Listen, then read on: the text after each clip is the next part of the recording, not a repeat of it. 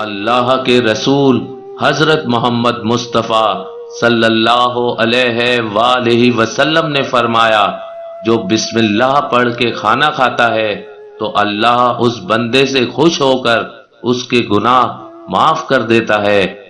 امام علی علیہ السلام نے فرمایا، جو بسم اللہ پڑھ کے کھانا کھاتا ہے یا پانی پیتا ہے تو اس غذا میں جو جو بیماریاں چھپی ہوئی ہوتی ہیں اللہ اپنے نام کی برکت سے ختم کر دیتا ہے۔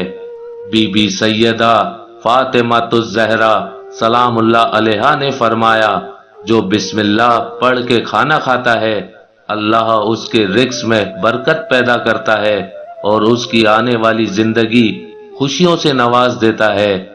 امام حسن علیہ السلام نے فرمایا، جو بسم اللہ پڑھ کے کھانا کھاتا ہے اللہ اس کو 70 نیکیوں کا ثواب عطا کرتا ہے۔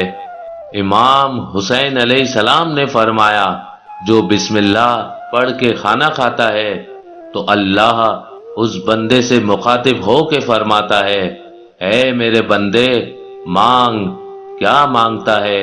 مانگ، کیا مانگتا ہے؟